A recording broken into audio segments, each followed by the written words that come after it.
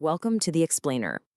We hear all the time about the latest AI models and chatbots, but today we're going to pull back the curtain and look at what it actually takes to build the AI revolution.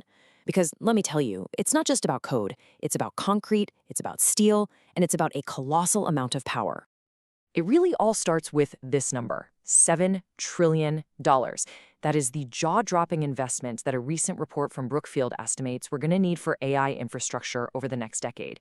This isn't just some software update, you guys. It's a ground-up rebuild of our entire digital world. And here's why that number is so huge. Think about the steam engine, or when we first harnessed electricity. This revolution, just like those, isn't just happening on our screens. To make it work, we have to build a massive, capital-intensive physical world. The code is really only half the story. So what does this new industrial backbone actually look like? Well, forget everything you know about smokestacks and assembly lines. The factories of this revolution look very, very different. NVIDIA's CEO, Jensen Huang, he's got the perfect name for them, AI factories. And that's exactly what they are. We're talking about these colossal data centers, just packed wall to wall with specialized chips that are designed to think. And just like any factory, their appetite for power is absolutely insatiable. All of this incredible demand for compute power has kicked off what is basically a modern-day gold rush. But instead of pickaxes and pans, the tools of the trade are GPUs and power contracts. And companies are taking some very different paths to stake their claim. To really see how this gold rush is playing out, let's look at two fascinating case studies. On one side, you have a company like Nebesius, which was literally born for this AI moment. And on the other, you've got IREN, an established player that's making a massive strategic pivot from a completely different industry. Okay, so first up, the AI native. Nebius is a venture-backed company built from the ground up for one single purpose, providing AI infrastructure. And its recent growth has been, well, nothing short of meteoric. Just look at the sheer velocity here. In the first quarter of 2025, Nebius brings in about $55 million in revenue. Pretty good, right? Well, just one quarter later, that number jumps to $105 million. They didn't just grow, they basically doubled their entire business in 3 months. That's the kind of insane demand we're talking about. And because of that crazy momentum, they went ahead and raised their forecast. They're now on track to generate somewhere between $900 million and $1.1 billion a year by the end of 2025. That tells you everything you need to know. The market is absolutely starved for what they're building.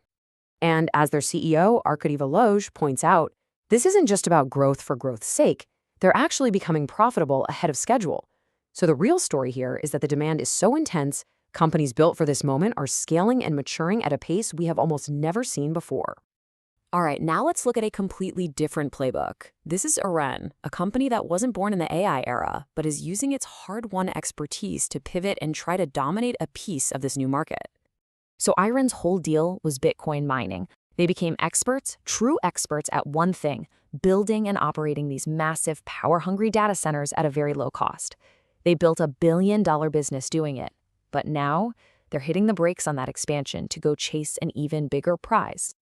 Their co-CEO, Daniel Roberts, really just put it plainly.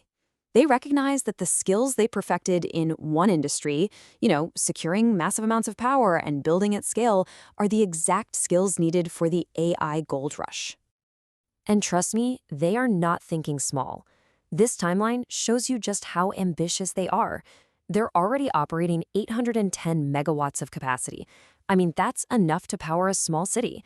And now they're developing these massive new data center hubs in Texas that are going to bring thousands more megawatts online, all dedicated to AI. It's a really bold pivot, just leveraging old strengths for a new frontier. But here's the thing. Whether you're an AI native like Nebius or a strategic pivot like IREN, as you try to scale up, you run headfirst into the single biggest challenge of the entire AI revolution, finding enough power.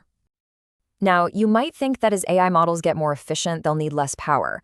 But that's where this fascinating economic theory called the Jevons paradox comes in. It's kind of weird.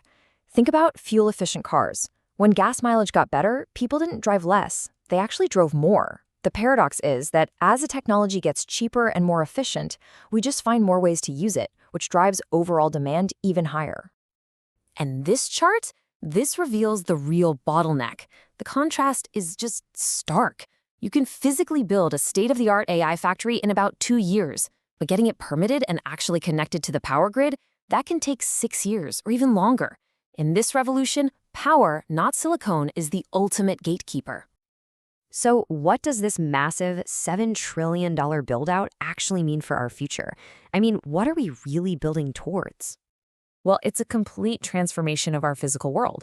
$4 trillion just for the chips and compute. Another $2 trillion for the AI factories themselves, and then a whole other trillion for the power, the cooling, and the fiber optics to connect it all. We are creating a brand new class of infrastructure that's going to be as essential as our highways and power plants were to the last century. This incredible build-out promises what some people are calling an age of abundance, where AI helps solve humanity's biggest challenges.